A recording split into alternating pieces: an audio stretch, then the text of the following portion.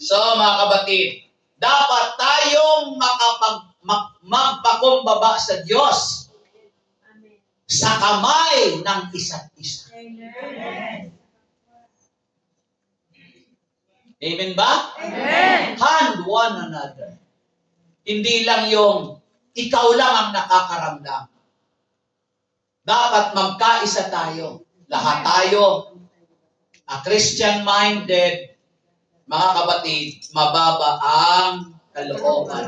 Amen. Somewhere in Philippians chapter 2 verse 3, Pilipos, huwag kayong gumawa Ng anuman dahil sa pansariling layunin o pagyayaman. Sa halip, Bilang tanda ng pagpakumbaba, ituring ninyong higit ang iba kaysa inyong sarili.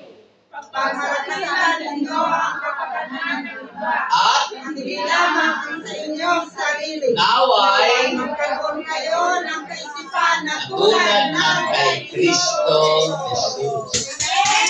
Pinapalakpakan yan.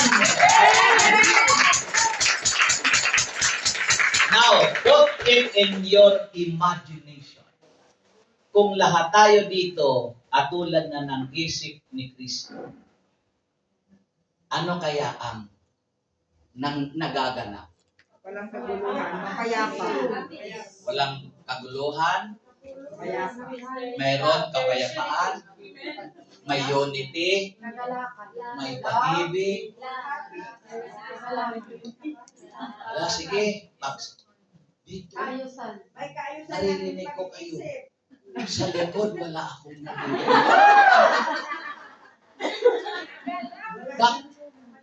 Iba po bang kwentuhan nyo yan?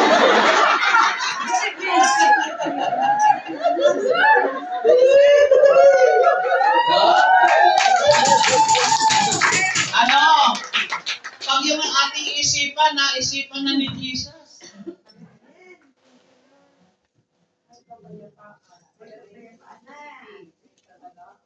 Siguro, nakakita na ba kayo ng kahit nasa kanya-kanya tayong lugar, magkakalayo tayo, pero nagkakaisa tayo? Ang sa Pilipinas, ang palatandaan doon, pag may mga naglalakad, mga nakangiti, nang wala naman dahilan, mga prayer partner yun. Mga nakangiting walang dahilan. Kahit nga po'y walang itin. Kahit nag-iisa nga eh. Makita mo yun, nag-iisa, sige na. Kung ikaw ay matino na ng isip mo,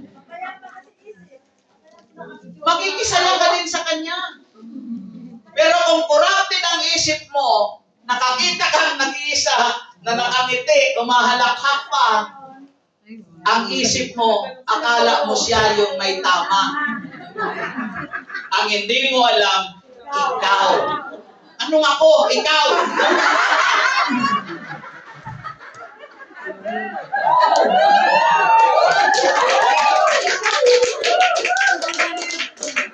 At yung mga isip ni Christ, yung kanyang iniisip, yun na yung isip natin, wala sa ating magyayabang.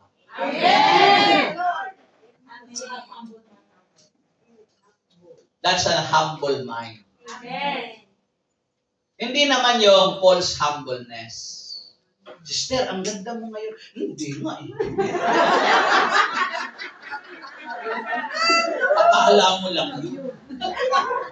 Pero pag talikod mo, sabi,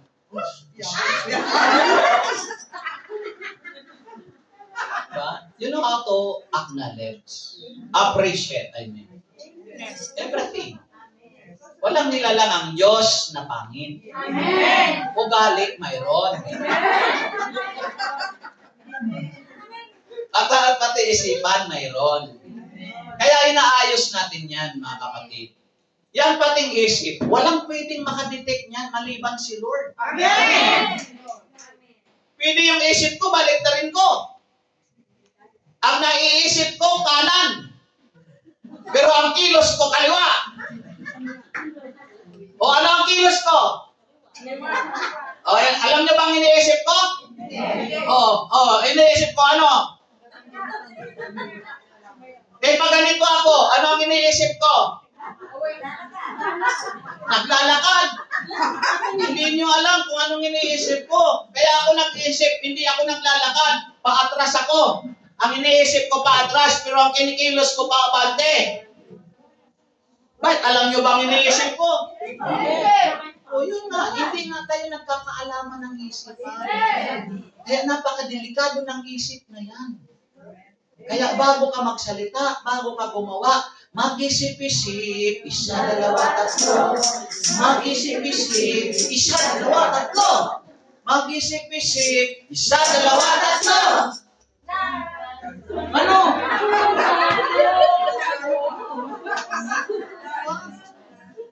Napakadelikado ng isipan.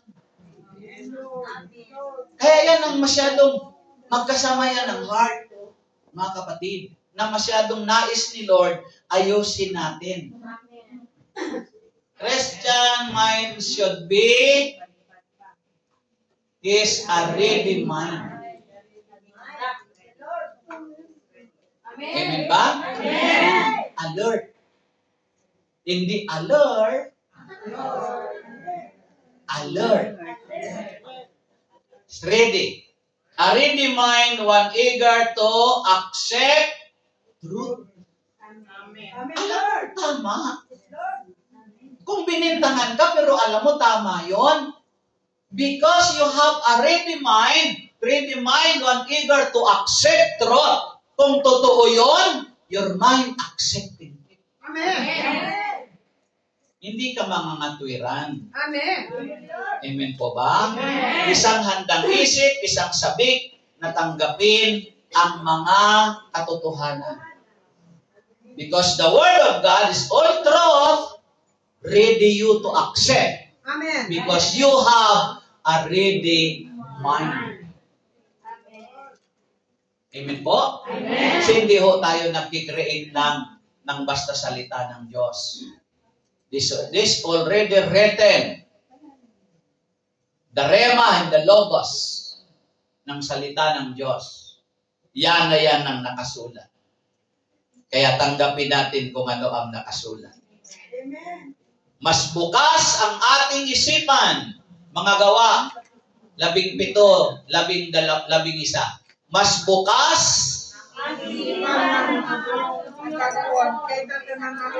Wait. Kung naghahabulan. Mas bukas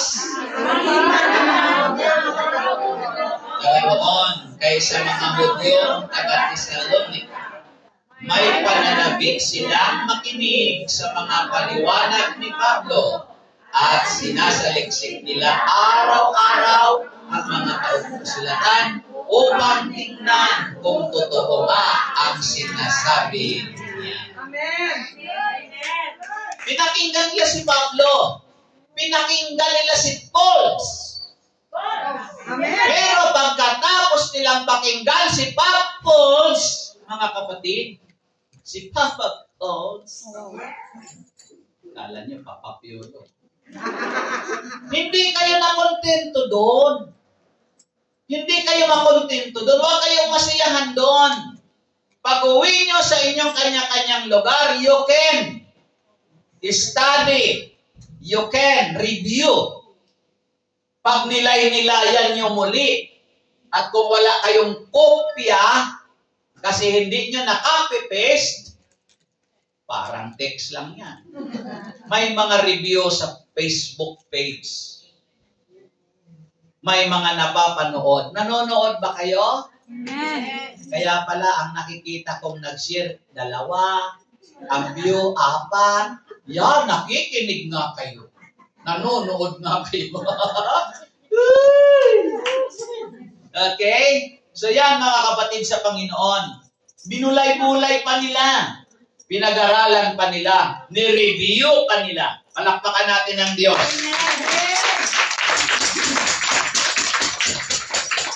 Kanina ko pa pala ito binuksan. Gusto kong uminom. Nakakalibang din magpo. Okay, so eager to do God's will. Nananabi kang gawin ang tungkol sa kalooban ng Diyos.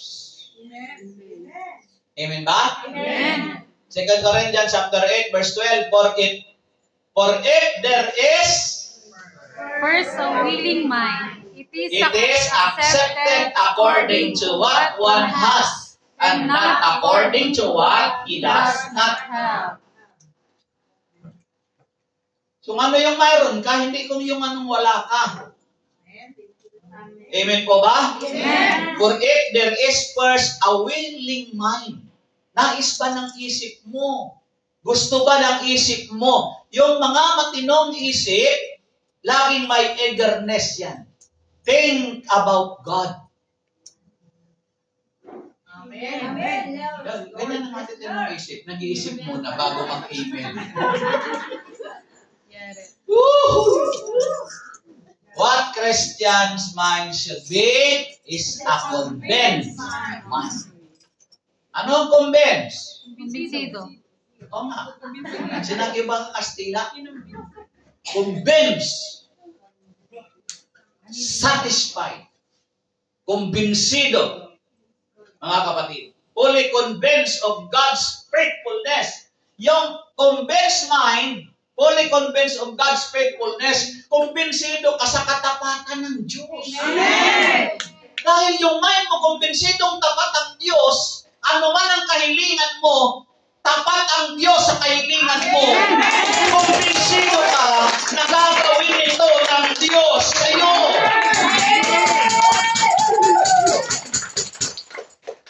Amen ba? Amen.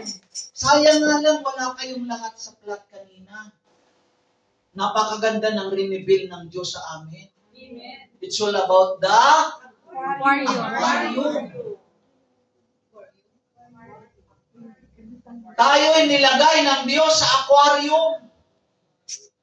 Ano ba tayo? Isda. Isda. Ano ba yung isda? Iba-ibang Klase. klase. Anong klase? May maliit. May malaki. May mahaba. Iisip nyo na yung maliit. Mahaba. Katulad yan, kami, magsama-sama tayo. Sister Florence, sino bang sasala sa amin? Sister Ga, sama ka sa akin. Yan ang uri natin. Matataba. Uniform tayo sa height. Pero din sila, uniform din sila sa katawan. Pero, yung isda, iba-ibang kulay, iba-ibang size, iba-ibang pangalan. Amen. Pero nilagay sa isang aquarium of God. Ang tawag sa kanila, Fish pan. isda. Anong fish pond? Aquarium nga